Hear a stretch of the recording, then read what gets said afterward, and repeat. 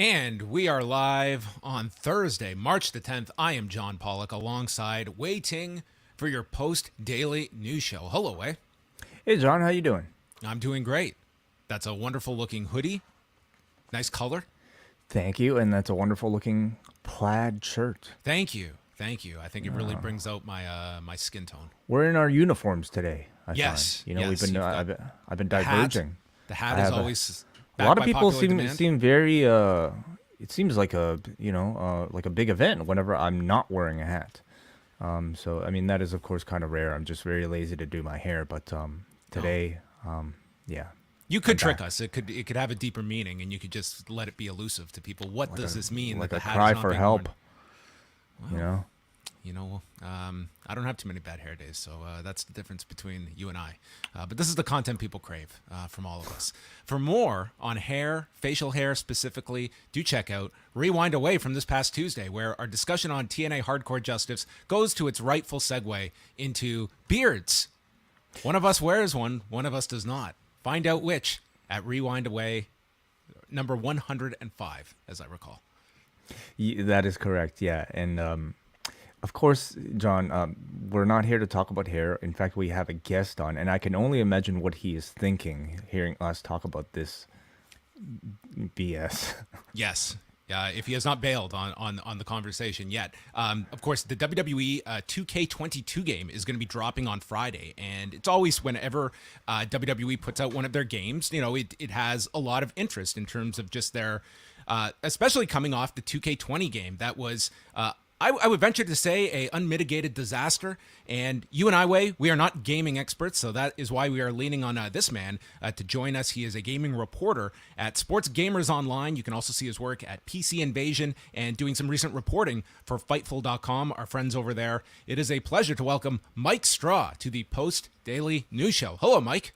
Hi, and I'm not sure. I should have bailed when I hear all this hair talk. I mean, I'm bald, not by choice either. It's not like I buzz it to make myself look better. I went from having long shoulder length hair to within the span of 2.5 years to You encompass both of us because you are both bald like myself and with the beard like Wai. So really, you are like, if me and Wai got put into one person, we have Mike Straw.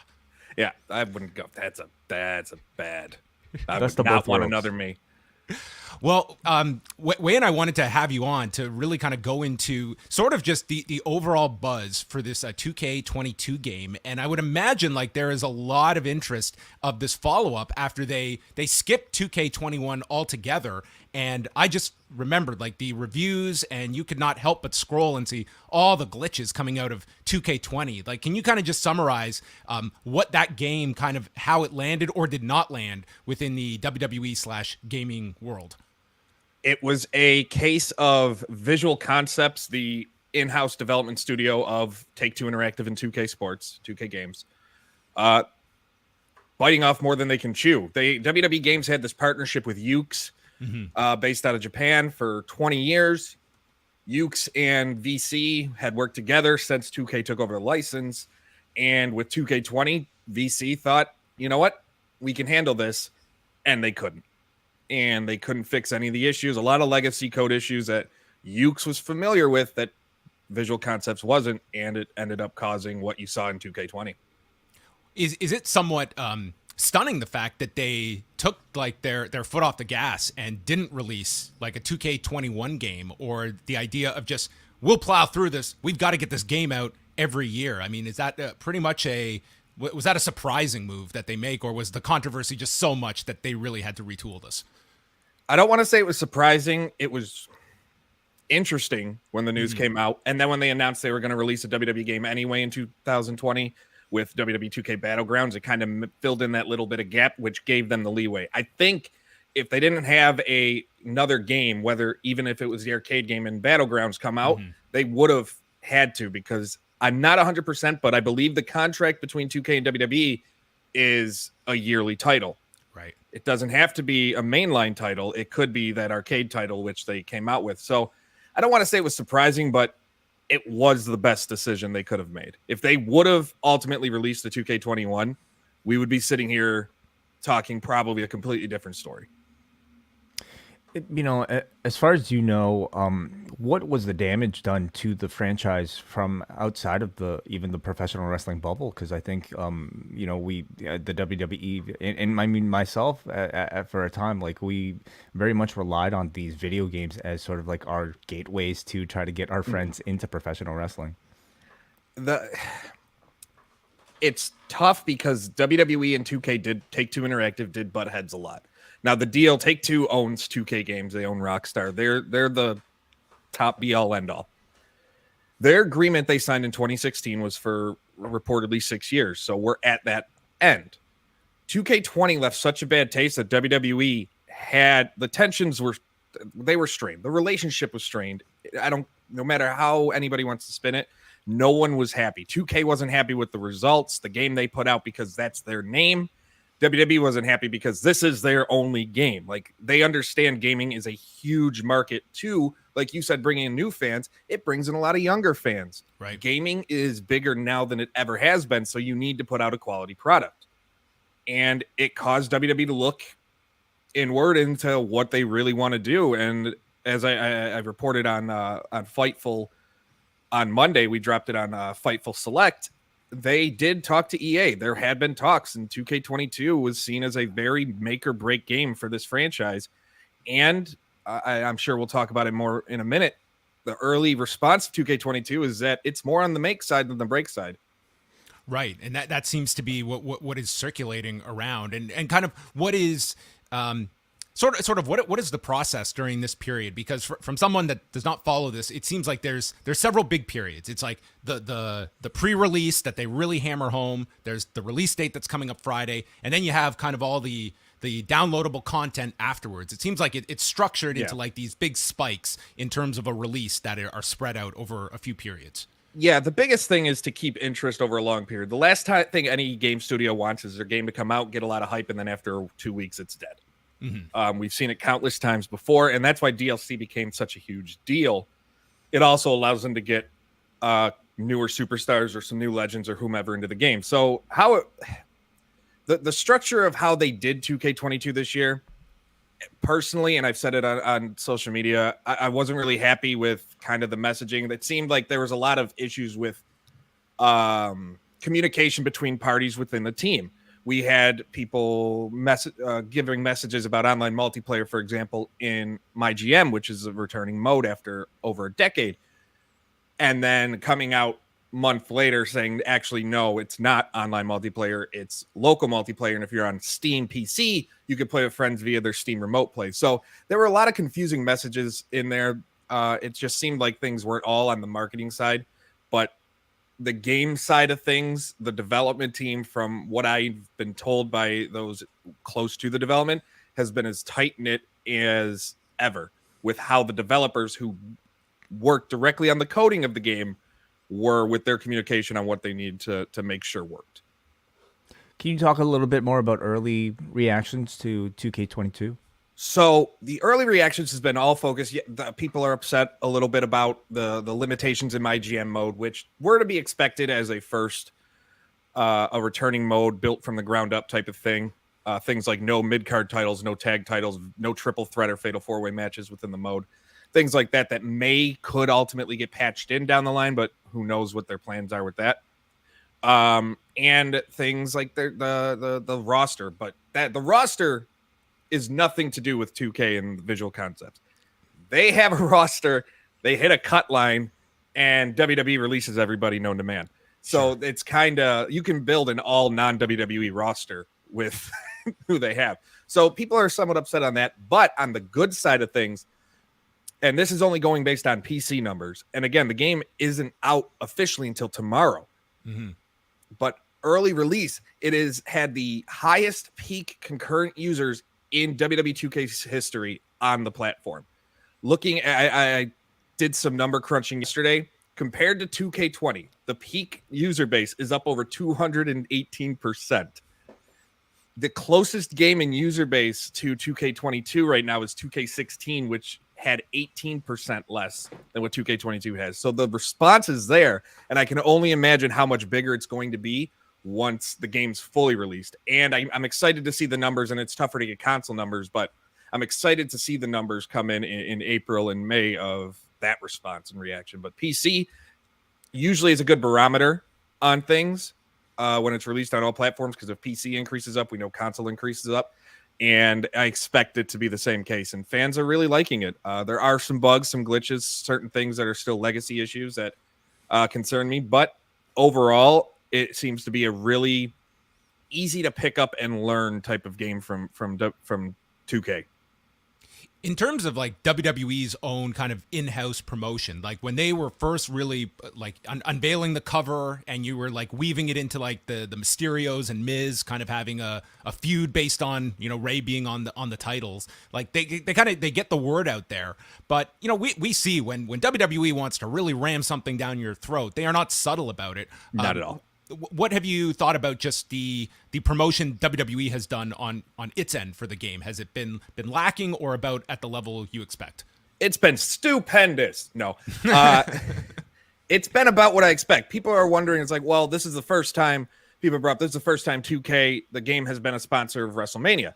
Right. Well, that's because it's the first time it's coming out around WrestleMania. Before this, the last game to come out this close to WrestleMania was WWE Raw 2 on the original Xbox. So it's not common. All the games usually come out in the fall historically, and they were always the presenting sponsor of Survivor Series or Hell in a Cell or whatever pay-per-view was closest by. Mm-hmm. So it's about where I expected, because looking back, say at WWE 12 with CM Punk on the cover, they promoted it. They had a thing between Punk and John Laurinaitis. Like it was just one of those things of, it's kind of, they'll implement it into a program originally around the announcement of the cover, but promotion has been on par with everything that I've seen. There's nothing been real different to it. Other than the WrestleMania sponsor, obviously. Right, yeah, of course. When it comes to just WWE's placement within 2K Sports, like are they sort of a big fish in a small pond? I'm curious, just when you're doing this, you're reporting about EA Sports, it's like that it seems like it would be a significant upgrade of platform, but are they in kind of a situation where there may be more of a desired license under the 2K Sports umbrella than EA Sports, that just has such a wide array of major sports franchises? So I wouldn't say it's an upgrade. I'd say it's more of a lateral. You're looking, if you look at EA versus Take-Two Interactive, you're looking at the 5th highest or 6th highest grossing development studio and publisher versus the 7th grossing studio, EA being the 6th, 2K Take-Two. Oh, 7th. Okay. So it's very neck and neck. I view it as a lateral movement of changing to see what happens, because 2K, the WWE has felt that they aren't treated as seriously or as given as many resources as NBA. To be fair to 2K, NBA is a much bigger conglomerate, a much bigger product, a much more revenue generating product than WWE will ever hope to be. But WWE doesn't feel that way. They want to get the same treatment, because at the end of the day, they are one of the largest entertainment companies in the world.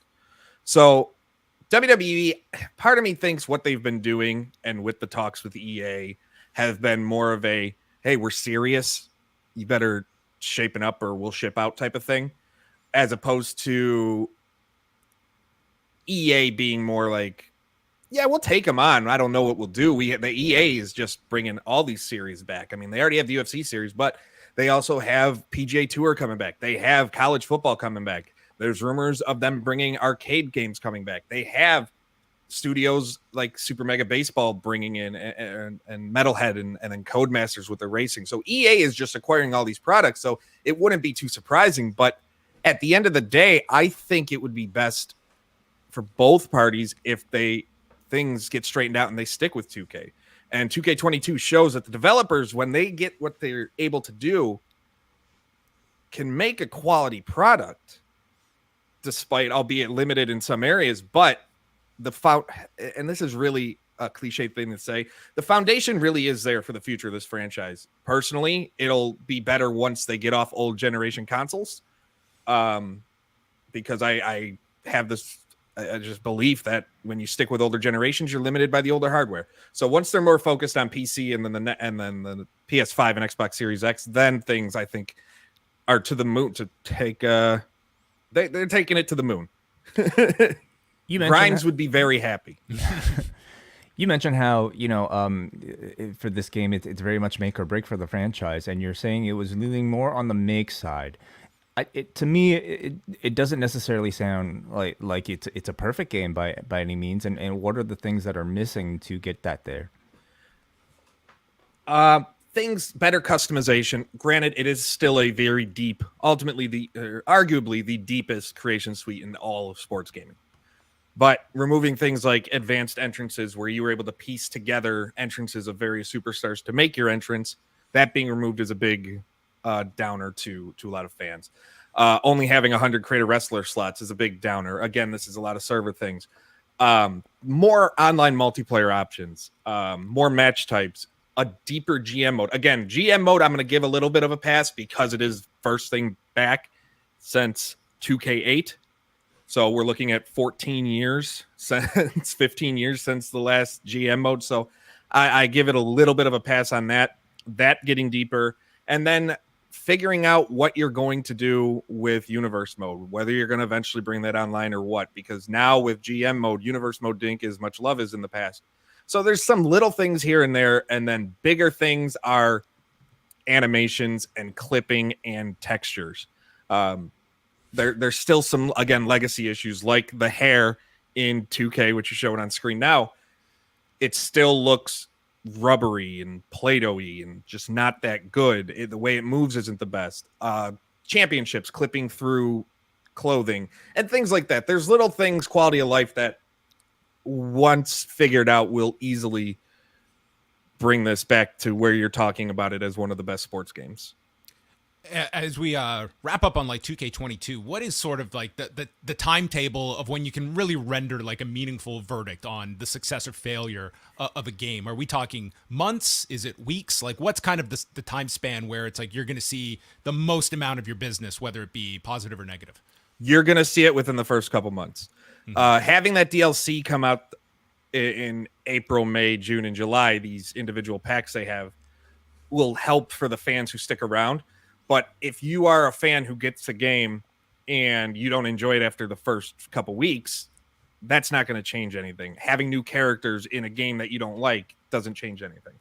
So you're going to really get a sense for it probably by around mid-April, end of April, seeing as where it drops off. That's going to be the biggest barometer. Once NDP comes out and the monthly sales come out, you'll get an idea, and then it's time to start really digging, which is very hard nowadays compared to what it was, say, 5-10 years ago, of tracking users on games.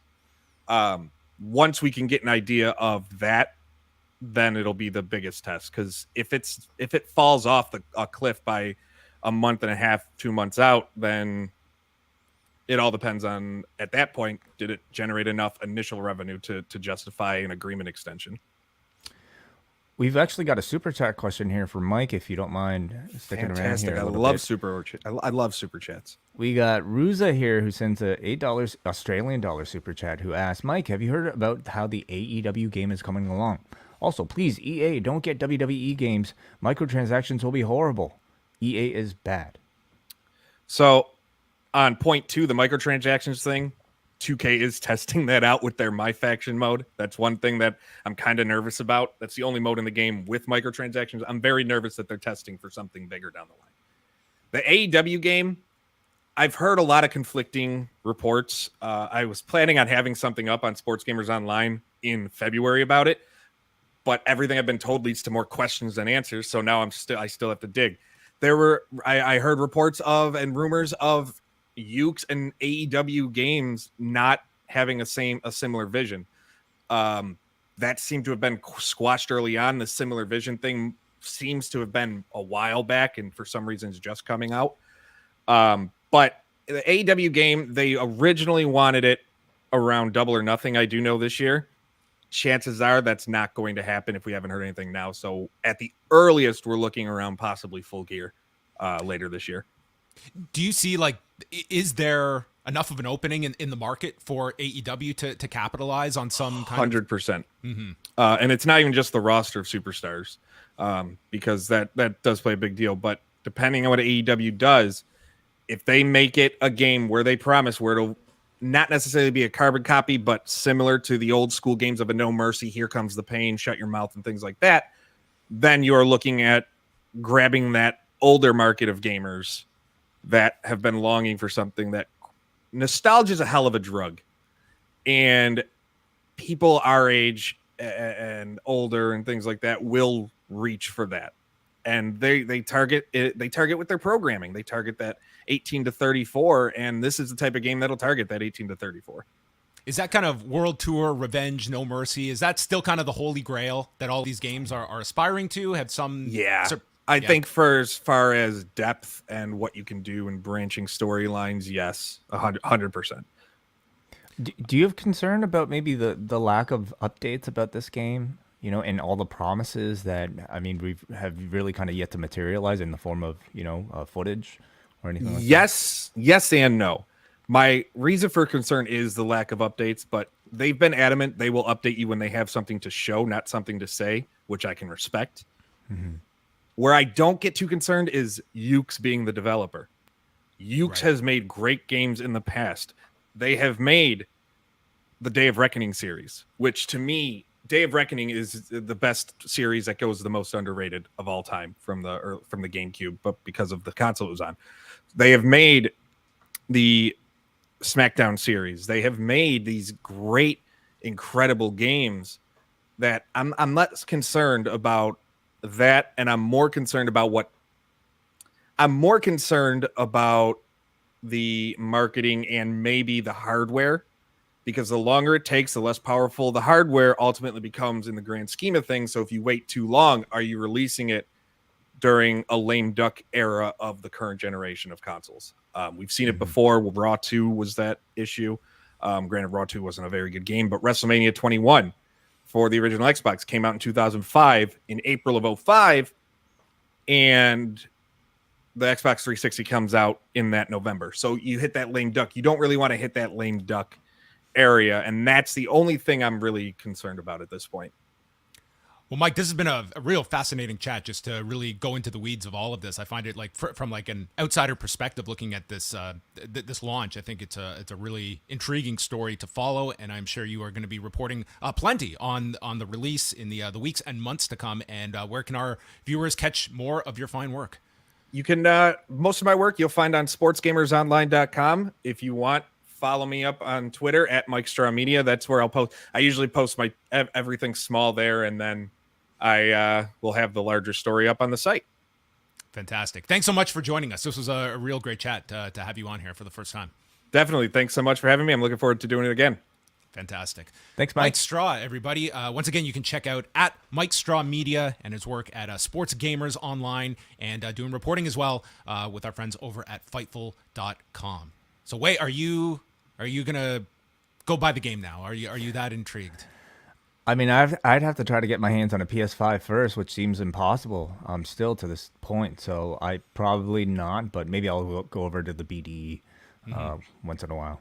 Yeah, it's a big release for the company, and you just remember so much of that fallout from 2K20. I mean, it was a running joke. You know, it seems like a lot of fun, honestly. And it's always something I feel like I'm kind of missing out on, but because I know I'm so obsessive with something like this that it would suck up my entire life more so than even podcasting. But I'm interested at least in like, you know, absorbing maybe some of the culture surrounding the game, because as we all know, like, games isn't just, you know, about us like playing at home. It's like it's about the online community that forms around it. I mean, I like to watch, you know, Twitch streams sometimes, so I'll be curious to see people's reactions, and wrestlers maybe even themselves playing these games. Yeah, and this is like that aspect of WWE's business that when you hear them talking about like their embracing of the metaverse, however you want to define that, like this is kind of part and parcel by expanding like this reach of like this online experience that you are selling to your audience and developing that, as they will call it, like their global community. So anyway, that will be dropping on Friday, but we have a few other notes here. WWE announcing with Peacock the launch of a 8-part docuseries that is created and hosted by John Cena, WWE Evil, launching. I guess this is their ode to the House of Torture. A whole 8-part documentary series created by John Cena about Evil, our Can you favorite imagine New an Japan 8-part documentary wrestler. series on Evil? So this will premiere on March 24th. Each 1-hour episode of this psychological expose dives deep into a single infamous heel, unveiling rare behind-the-scenes details from some of the biggest names in the industry. These, quote, evildoers undeniably shaped pop culture through the decades, making a tremendous nostalgic impact that bled into mainstream culture today. And they have listed the episodes, so there will be episodes dedicated to Hollywood Hulk Hogan, The Miz. I never thought we would see a psychological expose on The Miz. Sasha Banks, the Brothers of Destruction, Randy Orton, Stephanie McMahon, Ric Flair, and Roman Reigns. Interesting that Flair is attached to this when he is not attached with the company. And so this will be launching on Peacock, and I guess we will see like how much this is sort of like the performers behind the characters and kind of the anatomy of a heel. I mean, it's an interesting enough concept. There is so much of this programming that is out there that I don't know how big of an audience this will be, that will be out there for this. But the larger thing is this represents more content for WWE on Peacock, which means more revenue. Peacock. Peacock. That's what they get in Boston when you sign up for the service. That Peacock. I don't know if series like these are necessarily made for people who listen to podcasts like ours. You know, the typical viewer that maybe a Dark Side of the Ring is trying to grab is not necessarily the type of viewer that WWE is interested in anymore. They are interested in expanding their base by getting the people who might be, interested through the video game and want that next step. People who aren't watching their weekly content that, might be. Are those people really finding this on Peacock? Like, this is something you're seeking out if you have Peacock. I don't think that's necessarily the case. If you're on Netflix, I mean, I'm not always interested in whatever topic is like Tiger King. Why would I have randomly found that? It's because it's displayed up front, and I hear people talking about it. Not to say this is going to be the next Tiger King, but nonetheless, I think it has the potential. And this is just more so the line of their thinking. They want stories and that are more so making use of, I think, their star power, things that might have a wider appeal. And I mean, I would say that maybe this kind of hits, a bit more of a sweet spot where it's not just a generic biography. It seems like it is more kind of like talking about the art of professional wrestling. And in this case, the art of being a professional wrestling heel. And I'm very curious to see how far in depth they go into it. The fact that it's created by John Cena is that's the very most interesting fascinating. part. It's like, does he have like a producer credit on this? Like, how involved is he? Like, He it's does. one thing to be hosting, but creator of this, it sounds like this is something that he at least was involved from the initiation process. Well, there you go. It's he's listed as an executive producer on this. That is correct, yeah. And it's also being created by, or at least co-produced by Bunham and Murray, who are, of course, the people behind Total Divas and Kardashians, and so it's going to be of a certain quality. So, I mean, I'll be curious to see how in-depth they go. Certainly the choice of people that they picked here is wide-ranging and maybe fitting with, who they deem to be sort of like their guys, their people. As far as, like, villains go, I mean... Yeah, I guess like they all fit, but again, it's more just a way to kind of showcase the people that I think they have a certain attachment to a mainstream audience. I love Roman Reigns' description: from hated good guy to beloved bad guy. Roman Reigns finds new life by embracing his dark side. That is fascinating, isn't it? I mean, his is actually one that I'm actually quite curious about because of his pretty, very strange transformation. Trying to, like some of these others, like give me a 1-hour deep dive into the history of the Undertaker and Kane. Someone pieced together that story. Yeah. Well, I mean, you have a whole book on it, right? Maybe they can get Mike Chiappetta. That's right. What a callback on your part. NXT Roadblock from Tuesday night. They did 613,000 viewers, 176,000, a 0.13 in the 18 to 49 demo. So they were up 11% and 7% respectively. But again, this was like cable news continues to be, the focus of these charts. 31 of the top 50 cable programs were dedicated to news on Tuesday night. So despite the uptick for Roadblock, they were still 55th on cable, falling outside of the top 50. They got a boost in their female viewership. Women 18 to 49 were up 32% this week. Women 35 to 49 were up 56%. So that was healthy increases in those demographics. Ziggler bringing the female audience to Tuesday nights. And then doing 81,000 viewers in Canada. So they were up week over week as well. Yeah, I mean, it seems like it's at least part of their strategy to have what almost feels like it's a monthly, branded type of show with a big match, and at least it seems pretty effective. Yeah, and they didn't time this one to be on Sci-Fi, so that was a smart idea. Oh yeah. That was the literal Roadblock last month that they had. Moving on, the New Japan Cup continued on Thursday, so we got Yoshihashi beating Kosei Fujita, shocking. Tetsuya Naito over Geto, stunning. Jeff Cobb over Kojima, mouth was on the floor. And then Tanahashi beating Fale. This was the only one that I thought might have gone the other way with Fale, but they are in fact going to do Tanahashi and Naito in the next round, and then Cobb and Yoshihashi. So they get a break until Saturday, and Saturday's card has, in the tournament matches, Zack Sabre Jr. against Doki, Great Khan against Taiji Shimori, Will Ospreay against El Phantasmo, that should be very strong, and Sonata and Hanare, which is a big match for Hanare on top of it. And then Sunday has the final second round matches: Chase Owens against Tiger Mask, Shingo Takagi against Tangaloa, Evil versus Tamatonga, and Hiromu Takahashi against Minoru Suzuki. So some interesting matches mixed in there with some others that are, probably skippable if you're not living and dying with this New Japan Cup, this bracket. Still a lot of wrestling to go here. We're down to what, like 15, 16? We're getting there as we conclude the second round. Yeah. So long way to go until March 27th. Yeah, there's still 2 weeks plus of this thing. So great, enjoy it.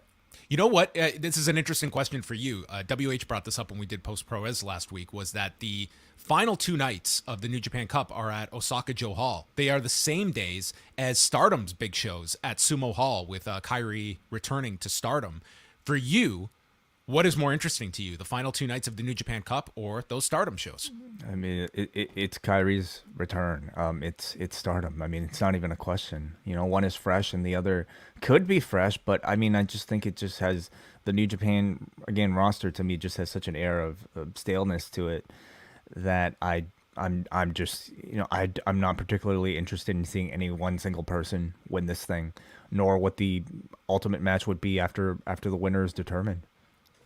Did you get a chance at all to see the Players Tribune article on Sting today? Yes. It's a lengthy article, so I haven't made my way through all of it, but I did read most of it, I should say. So, yeah, we can talk about it. Yeah, I mean, a lot of it was focused on, Sting. It was no secret of, his issues that he was having in the late 90s. And this just goes into a bit more of specifics, kind of his not following any pro wrestling. He didn't even know what pro wrestling was till he was 22. And then, he kind of outlined the stories that you've heard many times about linking up with Rick Bassman when he was developing that group of, just these, what you would expect of the prototypical bodybuilder pro wrestlers of the 80s. He was assembling that crew, and it was him and Jim Hellwig that ended up getting picked up by Jerry Jarrett to go to Memphis, and that he was the only promoter that was interested in him. And that played a role in Sting going to NWA TNA back when the company first launched, about a year in, was that loyalty to Jerry Jarrett. But kind of goes over that period, and a lot of it focuses on his time in WCW, and that when he was at his peak as the Crow version of Sting, that's when his drug dependency was becoming a significant problem in his life. He started on painkillers around 96 when he was having problems sleeping, and he said it turned into a steady diet of painkillers, muscle relaxers, and alcohol, stating he was only sober when he was working, and the rest of the time he was just checked out. And when you look at this time period, and Eric Bischoff has somewhat alluded to this when it comes to like the booking of that Starrcade match with Hogan, and kind of, I think it's like certainly a version of like Sting just showing up that day and not looking in great shape. But I think you can also read between the lines. There was probably a lot going on with Sting. And here you've built up this thing for 18 months. And he's a guy that was probably like a mess at the time on top of it. And it's not like he was getting off the road or anything like that.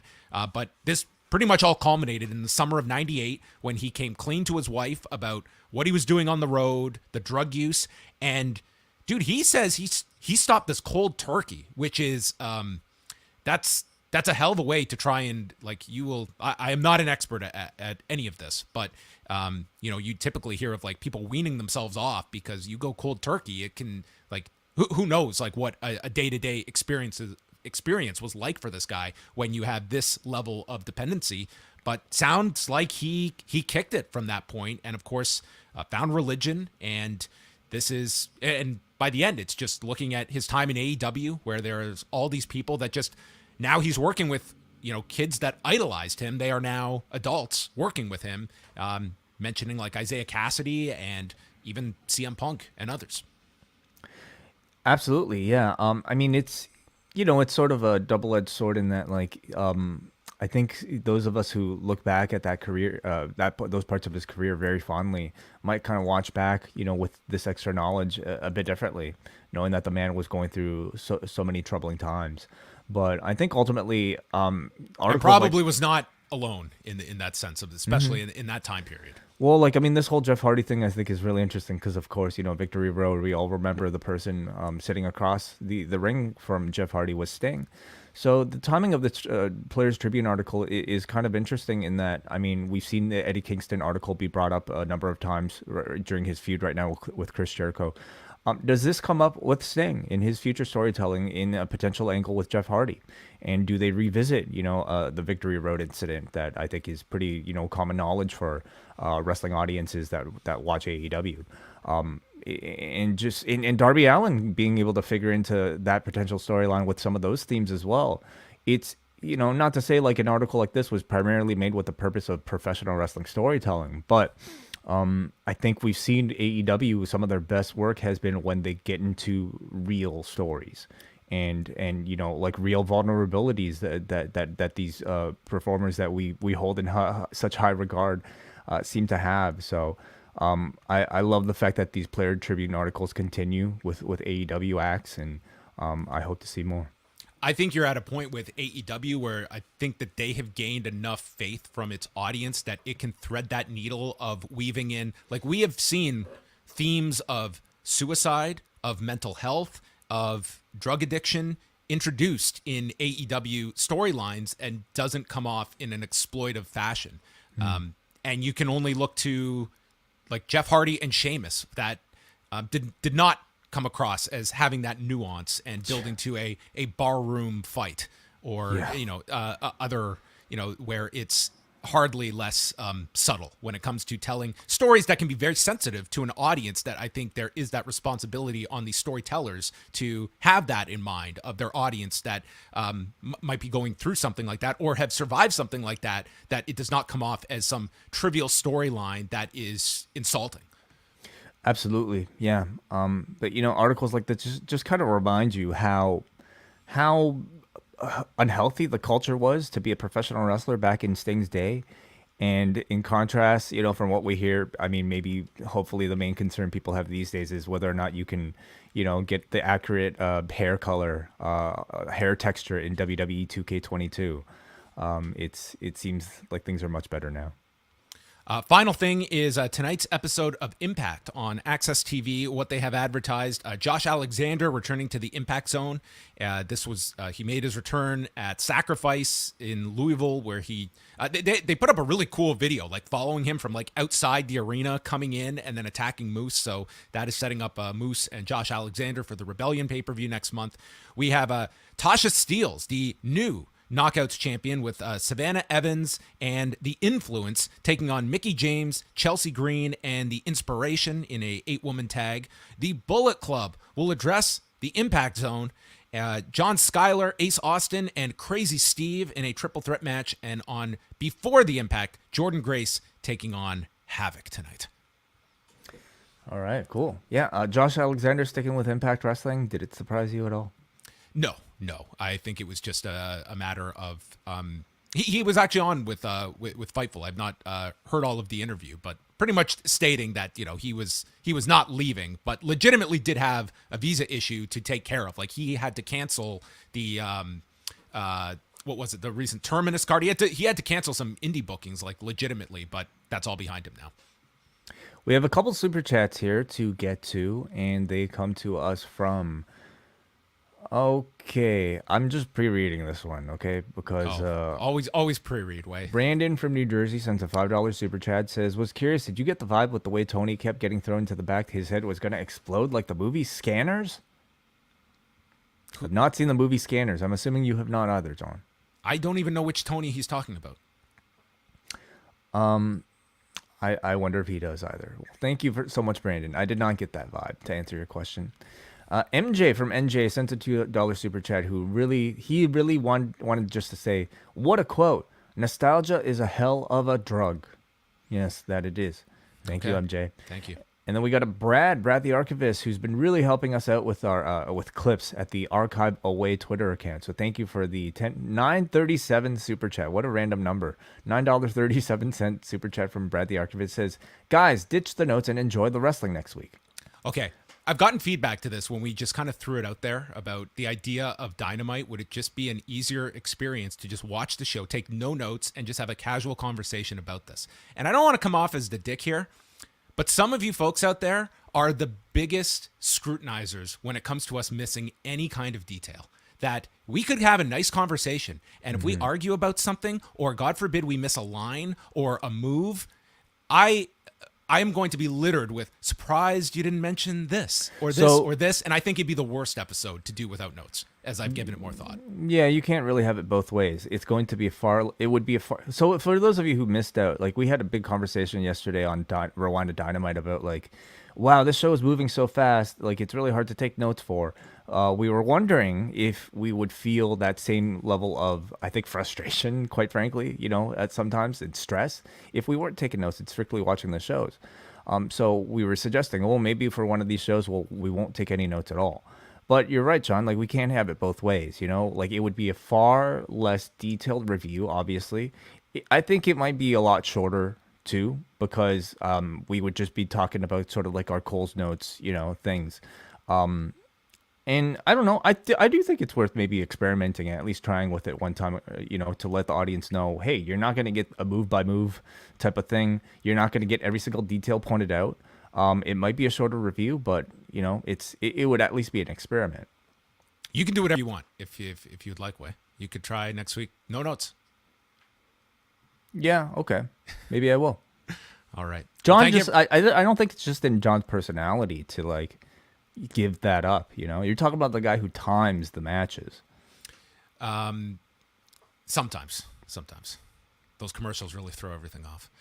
But there you go. Thank you for all the super chats, folks. And once again, I want to thank Mike Straw. I really enjoyed that conversation just because it's it's an area of the gaming industry that I don't know that deep into, and it's a whole culture unto itself, and WWE being a part of it. So you can follow him once again, Mike Straw Media. And on Friday, the guests will continue because Way and I will be joined by Lavi Margolin from the Business of the Business podcast. I thought it'd be great to have him on, given how much coverage he has dedicated to Ring of Honor over the years, and that being such a hot button issue, as well as a recent article he wrote about Impact Wrestling and what its value could be worth. So we'll be chatting with Lavi Margolin in this same time slot, Friday at 1 p.m. Eastern time. And then Friday night, we have got Rewind to SmackDown, where the first portion of the show will be live here on the channel, youtube.com/postwrestling. The whole show will be available to members at postwrestlingcafe.com. And the final show announcement is later today, the return of the British Wrestling Experience. Martin Bushby, Andy Ogden, and Benno will be back to chat all of the latest happenings on the European scene. So we look forward to that. And Mr. Ting, the final word is yours. The final word is bagels. Goodbye.